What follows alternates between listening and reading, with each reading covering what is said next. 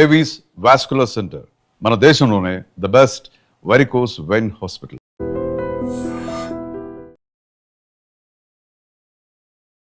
అందరికీ నమస్కారం. నేను మీ ఆయుర్వేద డాక్టర్ చిట్టిపొట్ల మధుసూదన శర్మని.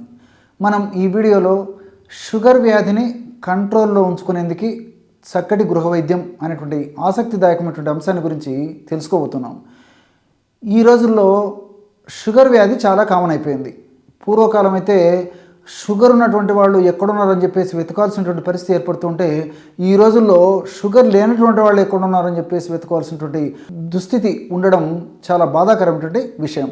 ఏది ఏమైనప్పటికీ వాతావరణ కాలుష్యం కానివ్వండి, మనం తీసుకునేటువంటి ఆహార పదార్థాల యొక్క ప్రభావం కానివ్వండి, మానసిక ఒత్తిడి కారణం కానివ్వండి, మరి ఇతర ఏ కారణం వల్ల అయినప్పటికీ మరి షుగర్ వ్యాధి చిన్న వయస్సులోనే వచ్చేటువంటి పరిస్థితి మనకు చాలా ఇబ్బందికరమైనటువంటి పరిస్థితి.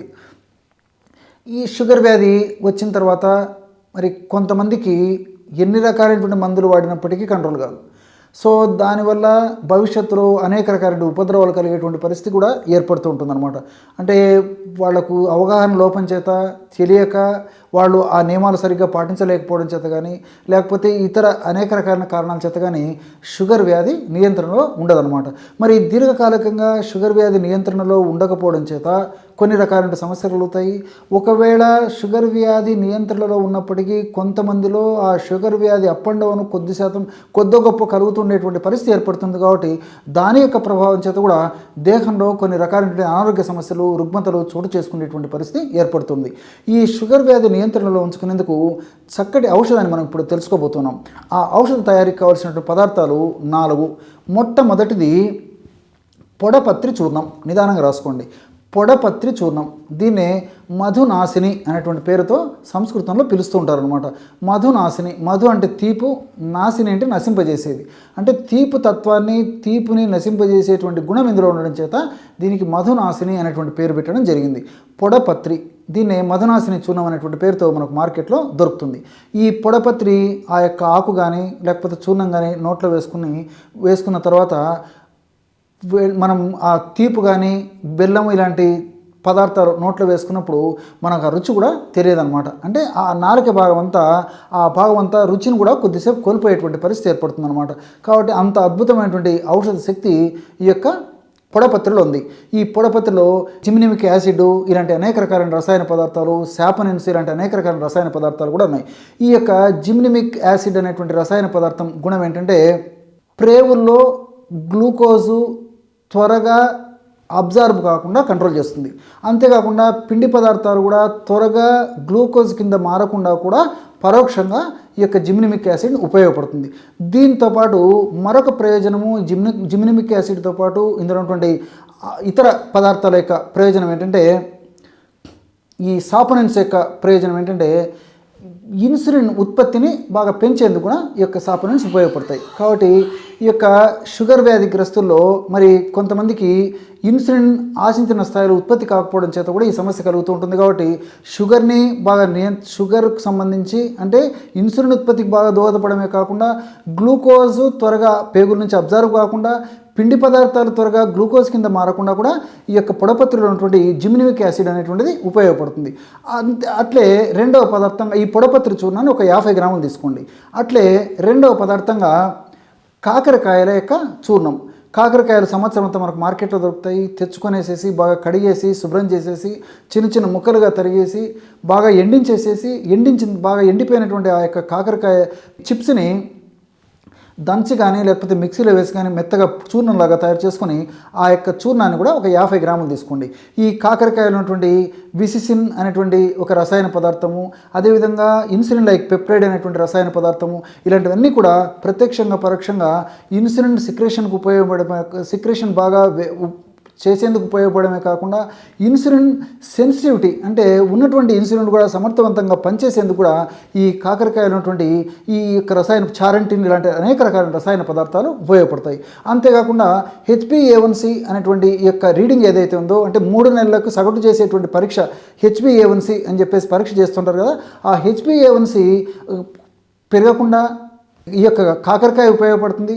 అదేవిధంగా ఎక్కువగా పెరిగినటువంటి HbA1c ఒక పట్టాన్ని లొంగకపోయినప్పటికీ ఈ యొక్క కాకరకాయ మనం ఈ పద్ధతిలో వాడుకోవడం వల్ల HbA1c తగ్గడం మొదలవుతుందన్నమాట. కాబట్టి అనేక రకాలుగా ఈ HbA1c తగ్గేందుకు కూడా ఈ యొక్క కాకరకాయలో ఉన్నటువంటి వివిధ రకాలైన రసాయన పదార్థాలు అంటే చారెంటిన్, విసిన్, ఇన్సులిన్ లైక్ పెప్సైడ్ ఇలాంటివన్నీ కూడా ఉపయోగపడతాయి.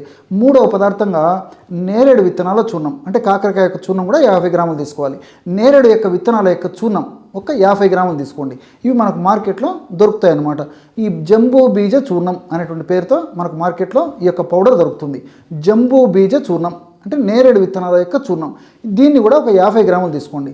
ఈ నేరేడు విత్తనాల చూర్ణాన్ని ఇందులో కలపడం వల్ల దీని యొక్క గుణం ఏంటంటే నేరేడు విత్తనాల్లో ఉన్నటువంటి రసాయన పదార్థాలు అంటే లిటియోలిన్, యాంథోసైనిన్స్ ఇలాంటి రసాయన పదార్థాలు కూడా ఈ షుగర్ వ్యాధిని చాలా చక్కగా నియంత్రించకు ఉపయోగపడతాయి. ఎలాగంటే ఈ లిటియోలిన్ అనేటువంటి రసాయన పదార్థం అనేటువంటి నేరేడును మనం ఉపయోగించడం వల్ల మనం తీసుకునేటువంటి ఆహార పదార్థాలు ఉన్నటువంటి కార్బోహైడ్రేట్స్ని త్వరగా జీర్ణం కాకుండా ఉండేందుకు ఇవి ఉపయోగపడతాయి. ఎలాగంటే మనకి కార్బోహైడ్రేట్స్ జీర్ణం కావాలంటే అమైలేజ్ అనేటువంటి ఎంజైమ్ బాగా ఉత్పత్తి కావాలన్నమాట. ఈ ఎంజైమ్ యొక్క ఉత్పత్తిని అమైలేజ్ అనేటువంటి ఎంజైమ్ యొక్క ఉత్పత్తిని తగ్గించేందుకు ఈ నేరేడులో ఉన్నటువంటి లిటియోలిన్ అనేటువంటి పదార్థం దోహదపడుతుంది.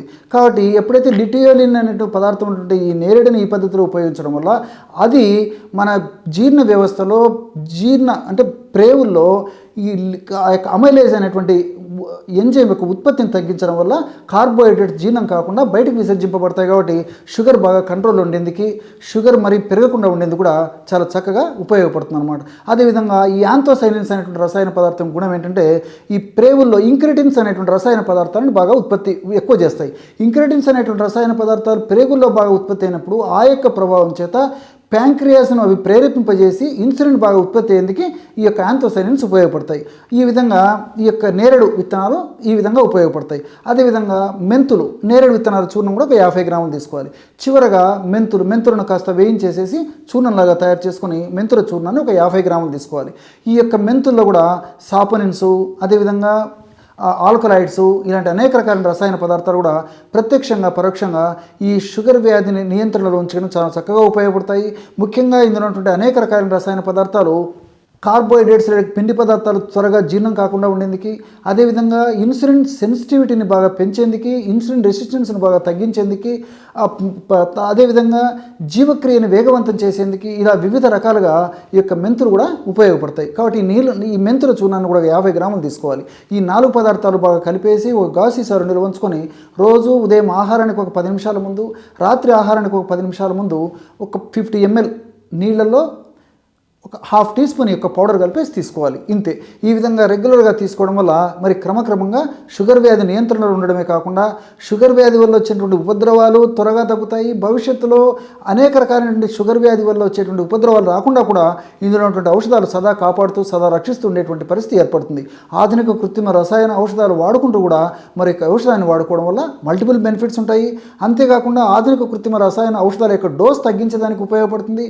వాటి యొక్క సైడ్ ఎఫెక్ట్స్ కూడా రాకుండా ఉండేందుకు ఇప్పుడు మనం చెప్పుకున్నటువంటి యొక్క ఔషధాన్ని వాడుకోవడం వల్ల చాలా సమర్థవంతంగా పనిచేసేటువంటి పరిస్థితి ఏర్పడుతుంది అన్నమాట. Sir, one life lesson what medicine has taught you. Whatever you can do without expecting. But I really believe మన పాజిటివ్ యాటిట్యూడ్ ఉంటేనే మనం ఏదైనా సాధించగలం. గట్ని మనం కరెక్ట్గా డీల్ చేసినట్లయితే అది మనకి పాజిటివ్ హార్మోన్స్ని రిలీజ్ చేస్తుంది. షుగర్ వచ్చిన వాళ్ళ పరిస్థితి ఏంటి? పొట్ట దగ్గర పెరిగితే దాన్ని ఆండ్రాయిడ్ అంటారు. ఆండ్రాయిడ్ ఫోన్ కదా. అసలు థాట్స్ ఎందుకు వస్తాయి? బ్రెయిన్ డెడ్ అంటే దానికి ప్రపంచం అంతా కూడా కొన్ని నిర్దిష్టమైనటువంటి లక్షణాలు. మానసికంగా ధైర్యంగా ఉంటే క్యాన్సర్ జయించవచ్చు. You are a doctor for a cause sir. అంతే. వాళ్ళకి వచ్చిన ఆదాయం కాకుండా ఫ్రీ సర్వీస్ ఎంతమందికో చేస్తారు.